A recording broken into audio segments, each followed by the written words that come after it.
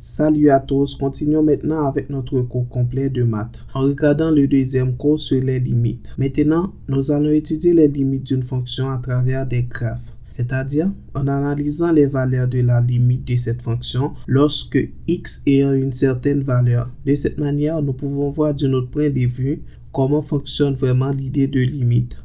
Donc mes amis, si vous aimez la vidéo, cliquez pour abonner à la chaîne et n'oubliez pas de commenter la vidéo.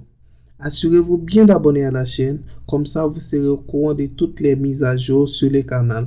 Alors, c'est parti!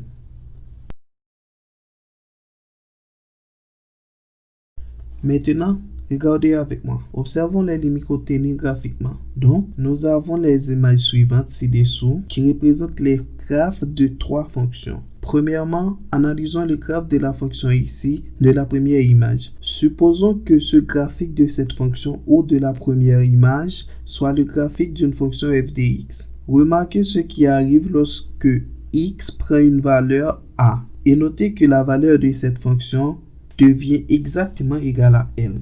Donc, on peut dire que quand x égale à a, la valeur de cette fonction est exactement égale à L. Maintenant, mes amis, comme nous l'avons toujours dit dans le premier cours, ce qui nous intéresse dans les limites est d'analyser ce qui arrive à la fonction lorsque x tend vers cette valeur a, à la fois à droite et à gauche. Que se passe-t-il?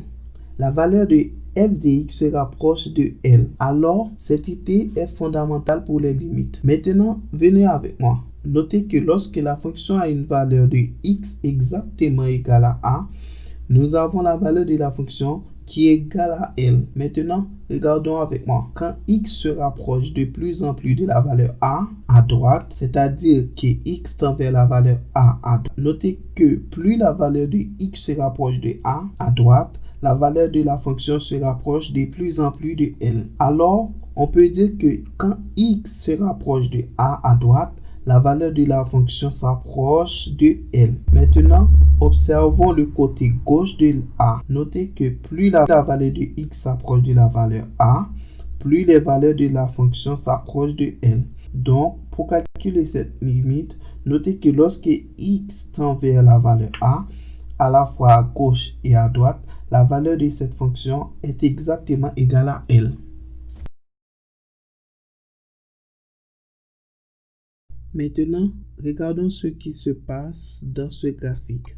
Imaginons à nouveau que cette fonction est une fonction f de x. Maintenant, remarquez ce qui arrive ici. Sur le graphique, nous avons une petite boule vide qui veut dire quand x égale à a, nous avons la boule qui se déplace ici. C'est-à-dire, lorsque x vaut a, la valeur de la fonction dans ce cas se trouve plus ou moins ici. Donc, supposons que cette valeur de la fonction soit une certaine valeur k. Dans ce cas, nous avons la valeur de la fonction lorsque x vaut a qui est égal à k. N'oubliez pas dans le graphique de la situation précédente, quand la valeur de x est exactement égale à a, nous avons la valeur de la fonction qui est égale à L.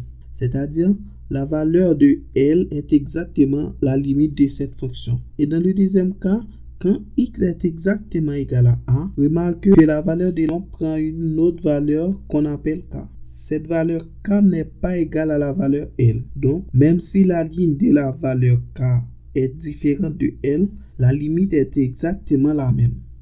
Dans ce cas, la limite est toujours L. Alors, quand x s'approche de plus en plus de a à droite ou x tend vers a à droite, à chaque fois qu'il s'approche de plus en plus de la valeur a, notez que les valeurs de la fonction s'approchent de plus en plus de L.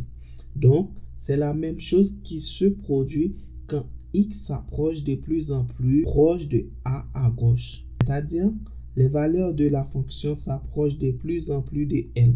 Donc, nous voyons que la limite de cette fonction lorsque x tend vers la valeur a est exactement égale à L. Même si la valeur de la fonction au point a soit une valeur différente de L, c'est ce qui arrive dans le graphique de la fonction précédente. Parce que ce qui nous intéresse dans la limite d'une fonction sont les valeurs proches de a dans cette image par exemple. C'est-à-dire, on ne s'intéresse pas avec la valeur de la fonction quand x est exactement égal à a. Maintenant, Analysons ce qui se passe dans le troisième graphique. Remarquez que lorsque x a la valeur a, nous avons sur le graphique une petite boule vide. Ça veut dire que cette valeur a ne fait pas partie du domaine de la fonction. Cela signifie qu'il n'y a pas de fonction quand x est exactement égal à a. Mais regardons ce qui arrive avec la limite de la fonction. C'est toujours la même chose. Quand x s'approche de a à droite, les valeurs de la fonction s'approchent de plus en plus de L. Et c'est pareil pour les valeurs de x qui se rapprochent de plus en plus de a, mais dans ce cas à gauche. Et les valeurs de la fonction se rapprochent de plus en plus de L. Alors, dans ce troisième cas, notez que nous ne soucions même pas à la situation de la fonction qui n'est pas définie lorsque la valeur de x est exactement égale à a. C'est-à-dire que a ne fait pas partie du domaine de fonction. Comme nous l'avons déjà dit, ce qui nous intéresse dans le calcul d'une limite, ce sont les valeurs de x qui se rapprochent de plus en plus de la valeur a. Nous devons penser avec les valeurs qui se rapprochent de plus en plus de x. Dans ce cas, quand la valeur de x tend vers a, à la fois à droite et à gauche, la fonction se rapproche de plus en plus de L. C'est-à-dire la limite de la fonction quand x tend vers a est égale à L. Donc, pour chacun de ces cas, la limite de la fonction f de x quand x tend vers la valeur a, la limite de cette fonction est exactement égale à L. C'est-à-dire, il prend la valeur qui est ici.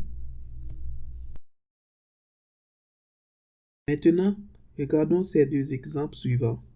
Ici, nous avons la fonction g de x illustrée au-dessous. Et on nous demande de trouver les limites suivantes ou expliquer pourquoi elles n'existent pas. On a ici dans le plan cartésien la fonction g de x sur plusieurs formes.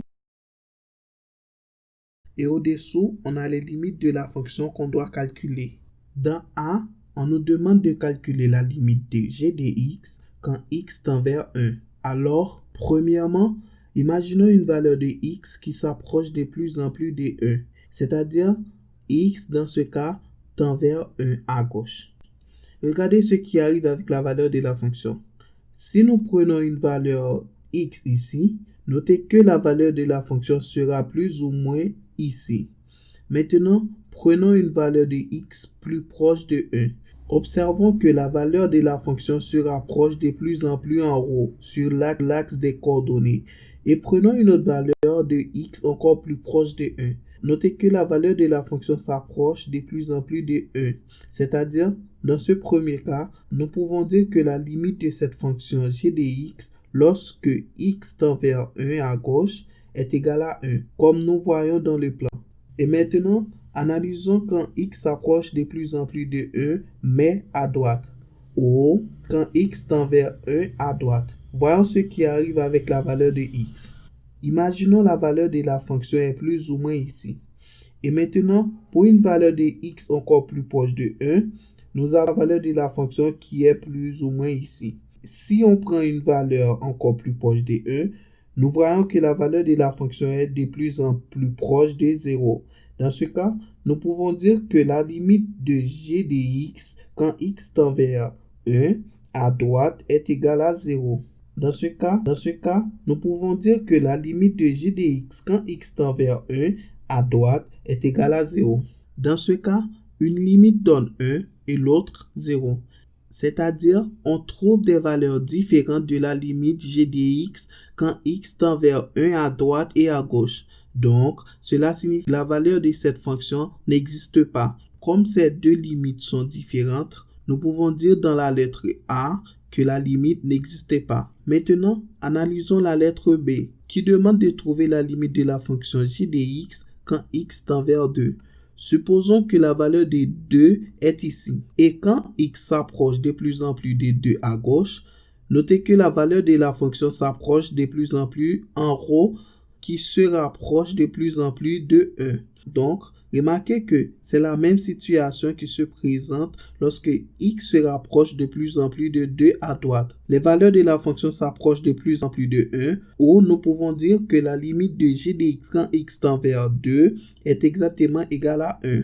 Donc, notez que la limite de la fonction quand x tend vers 2 est exactement égale à 2, parce que cette petite boule est remplie dans le plan. Maintenant, passons au troisième cas. Ici, dans la lettre C, on nous demande de calculer la limite de g de x quand x tend vers 3. Lorsque nous mettons les valeurs de x tend vers 3 à la fois à gauche et à droite, les valeurs de la fonction s'approchent de plus en plus de 0, qui est à l'origine. Donc, dans ce cas, la limite est 0.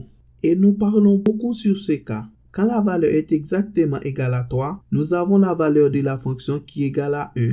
Maintenant, lorsque x tend vers 3, la valeur de la fonction tend vers 0. Donc, dans ce cas, la limite de la fonction lorsque x tend vers 3 est différente de la valeur de la fonction lorsque x est égal à 3. C'est parce que la limite de la fonction est 0 et la valeur de la fonction est 1 quand x égale à 3. Donc, on ne s'intéresse pas avec la valeur de la fonction quand x est exactement égal à 3. Parmi les énoncés suivants sur la fonction y égale à f de x, illustrés au-dessous, identifiez ceux qui sont vrais ou faux. Dans A, nous avons la limite de la fonction f de x quand x tend vers 0 qui existe. Donc, on veut savoir si c'est vrai ou faux. Regardons ici dans le plan cartésien. Nous avons la représentation graphique de la fonction f de x qui, dans ce cas, est représentée comme une fonction non continue. Maintenant, regardez bien. On nous a dit tout simplement que la limite de la fonction lorsque x tend vers 0, la limite existe. Donc, premièrement, analysons ce qui se passe à gauche à la fonction quand x tend vers 0. Quand x tend vers 0 à gauche, la valeur de la fonction s'approche de plus en plus de 0. Et nous voyons aussi quand x tend vers 0 à droite, la valeur de la fonction s'approche de plus en plus de 0. Si la limite de la fonction lorsque x tend vers 0 à la fois à droite et à gauche est égale à la même valeur, on dit que la limite existe. Dans ce cas, la limite de la fonction est exactement égale à 0. Regardons ce qu'on dit dans B. Nous avons limite f de x quand x tend vers 0 égale à 0. N'oubliez pas que nous venons de calculer celui-ci. Est vrai aussi. Maintenant dans C, qui dit la limite de f de x quand x tend vers 0 égale à 1. Notez que nous venons de calculer cette limite qui est égale à 0. Donc, pour C, c'est faux.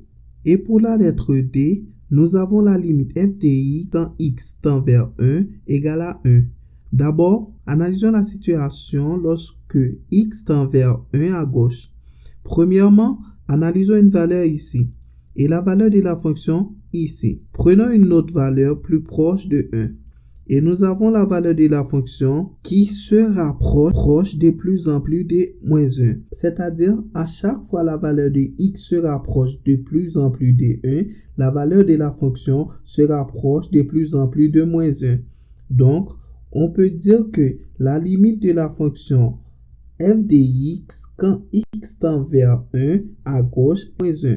Maintenant, calculons la valeur de x tend vers 1 à droite. Prenons une valeur de x ici et nous avons la valeur de la fonction qui se place ici. Prenons une autre valeur plus proche de 1. Nous voyons la valeur de la fonction se rapproche de plus en plus de 0. C'est-à-dire la limite de la fonction f de x quand x tend vers 1 à droite est égal à 0. Donc, notez que les deux limites que nous trouvons ici sont différentes. Comme nous l'avons déjà vu, cette limite n'existe pas. Pour D, c'est faux. Et dans E, nous avons la limite f de x quand x est 1 égale à 0. Nous venons de voir que la limite de cette fonction n'existe pas. C'est-à-dire, c'est faux. Donc, de cette manière, on peut voir comment la limite de la fonction se comporte quand x tend vers une certaine valeur a. Alors mes amis, j'espère que vous avez apprécié la vidéo et si vous l'avez aimé, n'oubliez pas d'abonner, faire des commentaires et partager avec vos amis. Donc, je vous souhaite une très bonne étude. À la prochaine.